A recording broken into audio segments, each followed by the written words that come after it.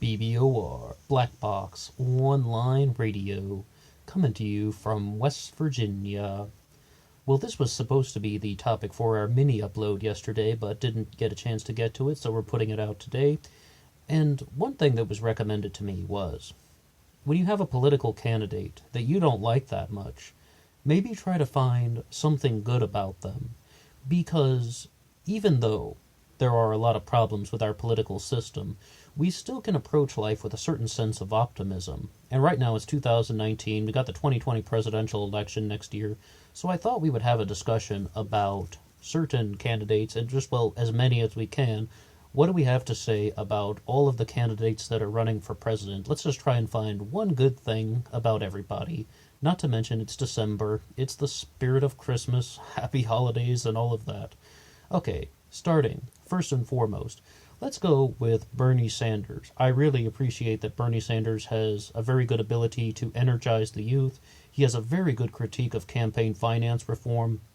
Bernie Sanders has been louder than anyone on the concept of income inequality. And the reason why is because if there are too many large concentrations of wealth, that can lead to large concentrations of power. And Bernie has brought that conversation to the mainstream. Bernie is also somebody very consistent. He's had the same political platform nearly his entire adult life, and he has stood by a lot of those principles and values. Moving on to somebody like Elizabeth Warren. Elizabeth Warren is someone who is also very dedicated to the issues. I mean, she was the founder of the Consumer Financial Protections Bureau back in the Obama administration. She is the person who puts in the hard work, and the hard work associated with politics, whereas other people are sort of seen kind of like slowly trying to coast their way to the top, but always getting pushed back down. Elizabeth Warren is someone who would always respond back to things like that. When you have somebody like Andrew Yang, he is a person who has exploded onto the scene, and I say that. He's exploded because he might only be at around 3% in the polls, but before 2017, nobody knew who Andrew Yang was. He wasn't famous, and for someone who didn't have a background in politics and was not very well known, to have the type of impact that he has had on the national stage is very impressive. And moreover, he's also really trying to resonate with the voices of the people who might lose their jobs because of automation and the rise of automated services. Andrew Yang has been fighting for that louder than anybody. Now, if we're going to go from Andrew Yang to another candidate that might not be so high in the polls, let's talk about Tulsi Gabbard. When we're going to talk about Tulsi Gabbard, I think the biggest thing that we can say about her is non-interventionism. Tulsi is all about trying to bring peace to the conflicts that we have around the world, not continue the forever wars, and she's willing to work with various political entities coming from her own military background, working as a veteran. I mean, she served, and she is a veteran, I should say. And she understands the kind of dynamics of the military, and even Secretary of Defense James Mattis talked about this. Sometimes a president has to work with unfavorable allies, and Tulsi Gabbard brings that type of vision where she would choose to have peace in the world, even if it meant that she would have to do some things that other people are going to speak badly of. People are going to talk trash about her, but she would stand by her ability to try and achieve peace in the world. When you have somebody like Pete Buttigieg, what you would say about him is that he is someone who has really challenged a lot of the boundaries, and he's pushed back against a lot of the expectations against him. A lot of people would have thought that the mayor of South Bend, Indiana, wouldn't have had a chance to even be considered as a presidential candidate. He's someone who is very accomplished in life.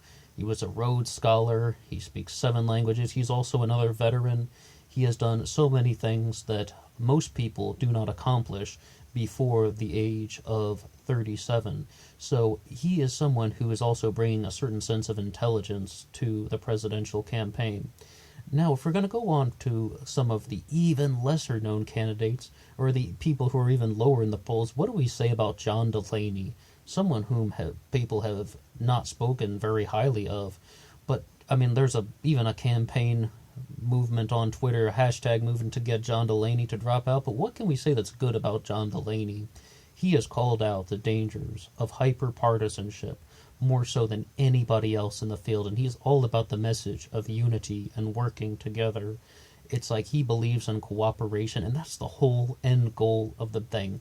And when you look at John Delaney's book, The Right Answer, How We Can Unify Our Divided Nation, he talks about how he came up with a bipartisan bill to get all of these companies that are keeping their money in countries overseas to repatriate that and bring that money back to the United States and invest it in infrastructure. And of course, the bill didn't pass, but it's all about bipartisan solutions that get both sides of the aisle to work together for the betterment of the American people. And that is most definitely a good thing. That is a good vision to have. Now, when we're going to be discussing some of the other candidates, let's go to someone who's a little bit more famous. What about Joe Biden? Joe Biden is someone that I've not spoken very favorably of on this channel, but he is someone that is experienced. He probably has more experience than anybody in the presidential race, being in the Senate for decades, as well as spending 8 years as Barack Obama's vice president.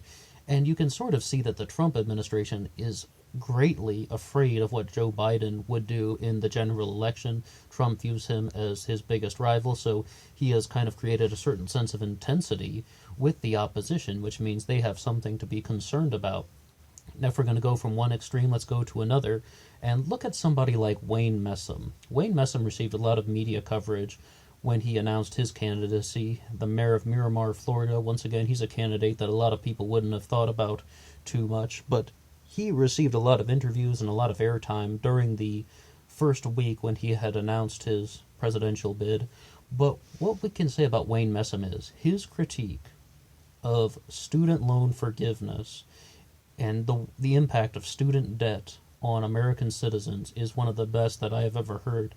And I was shocked when somebody was leaving a comment once about how Wayne Messam does not say about how he's going to solve any of his plans. Like, he doesn't say how he's going to execute any of the plans that he's talking about. And I was like, have you heard any of his speeches? Have you heard any of his extended interviews? He goes into very specific detail about it. You watch his campaign rally from the kickoff in Miramar, Florida, Wayne for America and all that. He goes into very specific detail about how he wants to put these things into action. And the thing that he talks about with student loan forgiveness is by repealing Donald Trump's tax cut for the top 1%, and this is the first step to forgiving student loan debt.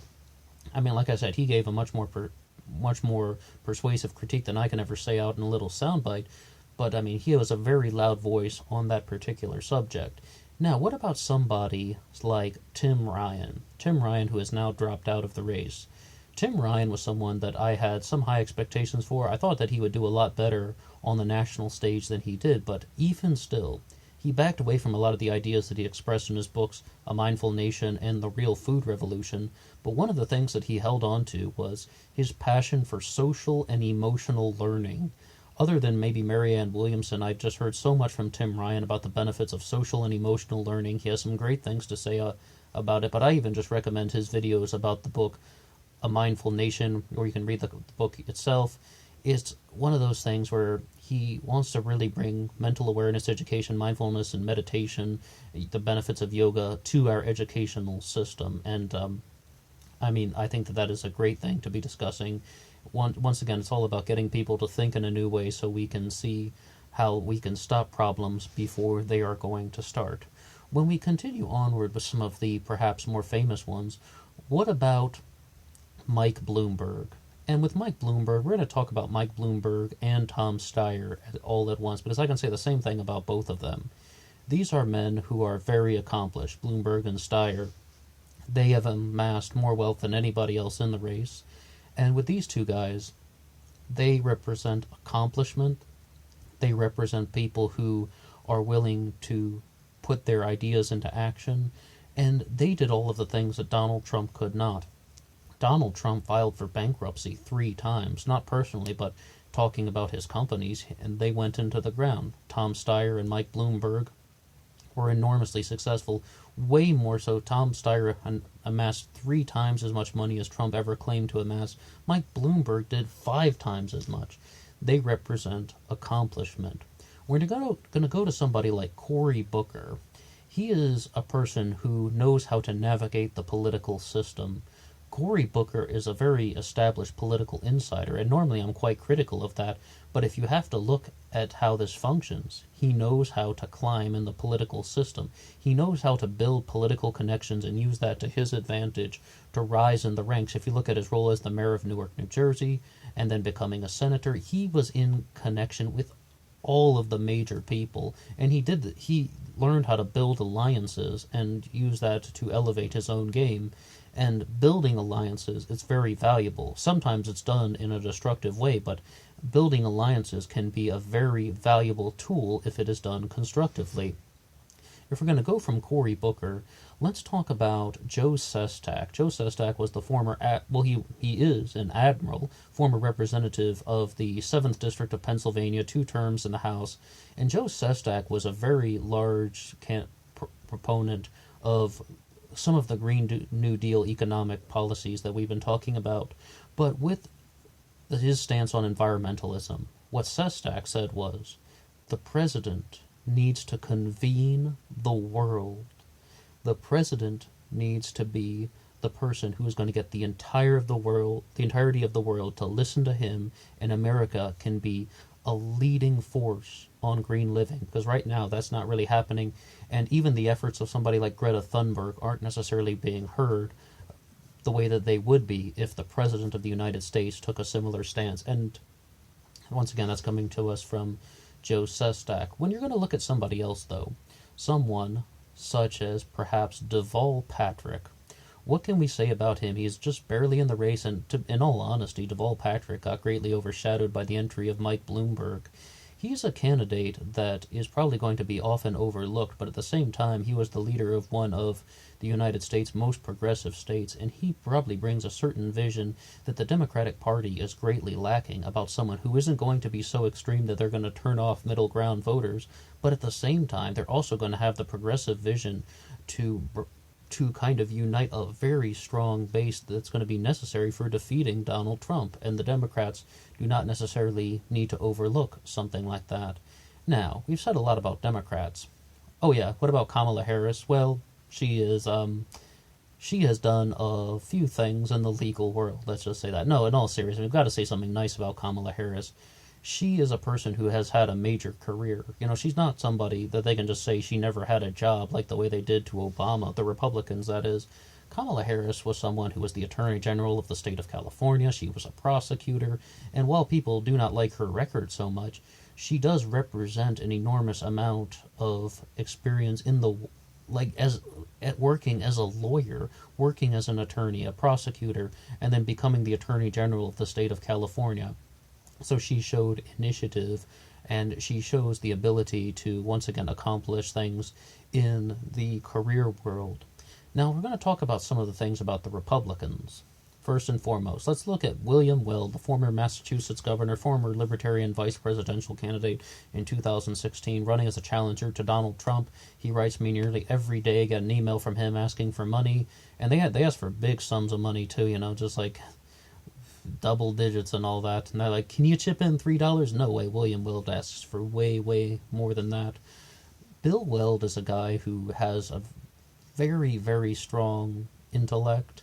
He is very articulate. He gave much better answers than Gary Johnson did on the 2016 campaign trail, and he sort of represents what you would call another sort of very strong sense of career accomplishment. As a lawyer, he is very experienced with the functionality of the law, but still stands by his principles of what he learned from Friedrich von Hayek. Bill Weld is somebody who stands by his convictions, but also brings about a certain sense of vision that is rather unique to the Republican Party. Moving on to Joe Walsh, the former representative of the 8th District of Illinois, someone on this channel whom I haven't spoken super favorably about, and you can remember Joe Walsh from his appearance on Who is America, but we gotta say something nice about Representative Walsh. What I can say about him is that he has talked so much about the concept of freedom and what the benefits of what freedom can do to people, and having a free society versus one that's controlled by restriction, overregulation, as well as being free to think. We were talking about how freedom of thought is one of the things that can be heavily restricted when it comes to the concept of censorship. Now, that brings us to the man of the hour, President Donald Trump. I'm not the biggest Trump supporter. In fact, I'm not really a Trump supporter at all. I didn't vote for him last time. I didn't vote for Hillary either. I voted for Gary Johnson. But when you're going to look at Donald Trump, what can we say about him? Donald Trump is somebody whom they could never keep down. Billionaire, successful TV host, President of the United States. He accomplished everything that other people talk about accomplishing, and he actually did it. He actually rose through the ranks. He actually pushed down anyone who tried to stop him. He has never been held down completely. He has never been 100% defeated. You cannot say that about Trump, because as of the time of this recording, he's still in the White House right now. He accomplished in the business world. He accomplished in the media world. He accomplished in the presidential world. Politician, real estate mogul, celebrity apprentice TV host. It's like he did all of it. He did everything that people say they want to do with their lives. Now, were there any candidates that we overlooked? There probably were. It's very, very difficult to rattle just everybody off just like that, but I think we covered most of them, and I'd be very curious, what do you guys have to say? Now, this is the most superficial, lighthearted, just trying to be light and airy because it was recommended to me by someone. Just find some of the candidates out there and try to find at least one good thing to say about them. And I don't expect that it's going to be some sort of monumentally life-changing thing where you're just going to re-examine all of their policies. And I also don't believe that it's going to get to 100% at the 100% heart of all the issues. But at the same time, we live in a world with so much negativity and so much just absolute hatred and disdain for anybody who is thinking outside of the box on other people getting these narrow-minded pathways. So at the same time, let's break the chains of negativity and let's just share a little bit of optimism from time to time. I would love to know what anybody has to say about any of the candidates, and I'm not really in favor of, I don't really like anybody too much, we can say that much, because politicians are very self-interested and self-serving, and they really care about their own power. And I mentioned once from the show Global Truths, which is hosted by a guy named Dr. Keith Suter, he said very clearly, high-level politicians do not have moral compasses. They care about power. But one candidate that we did miss was Vermin Supreme. He wants to give everybody ponies, and he wants everyone to brush their teeth. Well, I don't like gingivitis either, so, thank you, Vermin Supreme. Thank you so much. Oh, what was that other thing that Vermin Supreme wanted? Interstate roller coasters. Don't you want that too? Well, if you have any other candidates that maybe I've overlooked, or maybe some that I didn't get a chance to mention, I would love to hear what you have to say, and please drop a comment below. And until next time,